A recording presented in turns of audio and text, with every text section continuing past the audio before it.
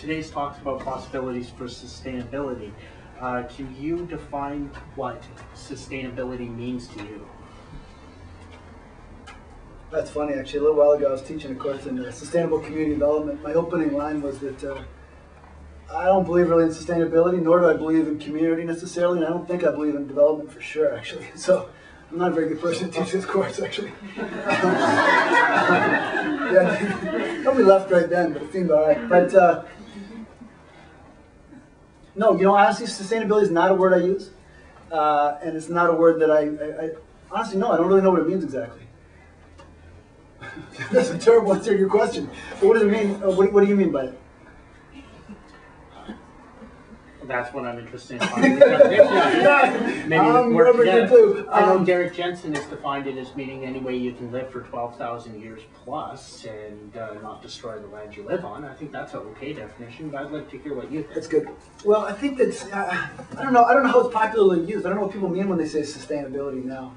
I think they mean kind of like not die soon, you know, or like, you know, seriously, I think that's what they mean, like, or how do we keep doing what we're doing, but you know, be able to breathe the air and, you know, or, you know, what's that thing, or like you hear that people say that thing sometimes, like we're leaving, what do they say, what a debt we're leaving to our grandchildren or something like that, you know? That's okay, but that seems pretty narrow and a bit facile to me. So I'm sorry, I'm undermining your question here because I don't really know the answer to it. My next question. Yeah, give me another one. Hit me another. My next question was for John. Same question. How do you define sustainability? What does it mean to you?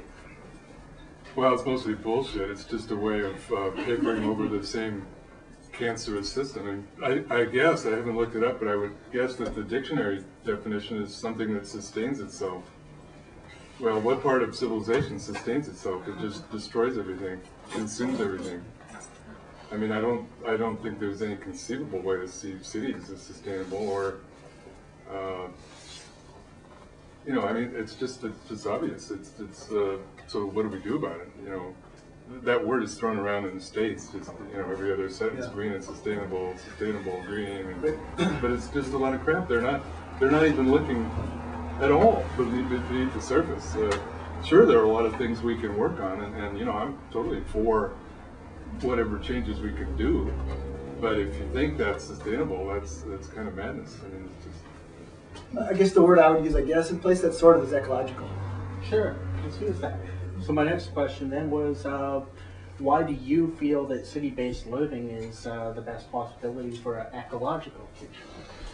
Yeah, and the that's very nicely done. And the caveat to this, and I suspect that this might be the immediate place where John and I differ fundamentally, and I'm not sure if there's a way out of this or not, is that the best route given present circumstances, given that I'm not willing to brook a future, I can't think of my way around a future that involves a massive die-off, or a massive cull of people, and I know that you've thought this through. I'm sure that, you know, and I know you've thought of this. I cannot think of anything in my conceivable, and this may be a failure of my imagination, but anything that, as far as my imagination goes, I cannot see us dropping to a billion people in a way that I'm willing to accept.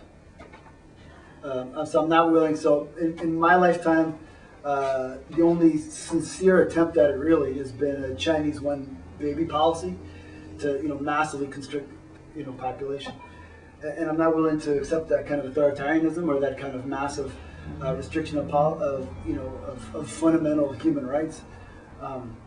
So that said, I'm not interested in population growth, and I think that there's too many people in the world. Yes. And my thinking is all based around how can 7 billion people live on this planet in an ecological fashion? And to my mind, it's I guess the second point of departure that John had is I say, yeah, I think cities can be made ecological, not the way they are now, obviously, and not given current capitalist conditions, and not given the way that they're configured. But I do believe I have a lot of hope and a lot of possibility in that. I see a ton of possibility in that. So so just to kind of work with your question there, is the best ecological future? No, not given a random choice of anything, but the best ecological future facing the conundrums that we've been handed. Okay, thank you. And John, the question I think you've been waiting for: why do you think that cities are inherently unsustainable? I think Derek Jensen and I have both talked about the origins. I mean, I think again about the sustainability thing. It's not, there are a lot of institutions that feed themselves, and so you could say they're sustainable, but they are feeding themselves at the expense of what everything else, you know. Well, and the thing about the origins, I mean, civilization is chronic war. This gets back to some of the original problems, the chronic problems in that sphere. For example, cities they have always required input from the outside, commonly called trade. You know, people in the cities would starve if they didn't bring in the food. And that has to be guaranteed. So you have to have arms. You have to have armies. And other cities, city-states, empires, as the progression goes, want to guarantee their inputs. And so, right from the get, you got war. You have this war for resources for a configuration that cannot live without that. I mean, that's you know, it's a recipe for what we see happen. It's not a theory. It's just what happens. And you know, I think cities could be different. I think they could, along the lines you've said. For one thing, I've been in some of the major cities of the world. The biggest ones in India, Sao Paulo. The biggest one in South America, Istanbul. These are cities of 15 million people or so. In every one of them, you can't breathe the air. I mean, so let's get back to the population thing. That's the problem. I mean, well, the problem is forcing people off the land. That's the nature of civilization. That's certainly going on right now, all over the world. Nothing's changed there either. But the population thing. I mean, we can't, I think, take that as a given. What drives the completely insane population thing? Well, the first big leap was domestication. The thing started going right up from that after real stability for hundreds of thousands of years. It was only growing very slightly. And then the second one, more recently, about 200 years ago, the Industrial Revolution, another spike. So I would think that if you remove the domestication and the industrialism, I mean, it does feed itself in the sense that people argue, and I mentioned Noam Chomsky, such a handy kind of punching bag, I guess. It's the same thing. We've got 7 billion people. We've got to feed these 7 billion people. Well, you don't notice that you're creating the population problem. And I don't mean starving people, obviously, but isn't there a way to start to kind of rethink that? Otherwise, it's just a race to suicide. It just is. There's zero future in that. That's just blindingly clear.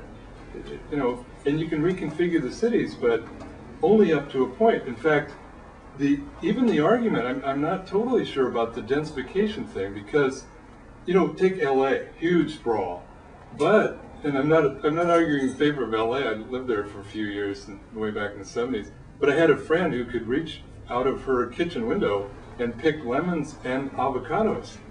In other words, people had some land. If and when the whole thing crashes, they might be better off in LA because there's stuff growing there. There's nothing growing in a high-rise tower block.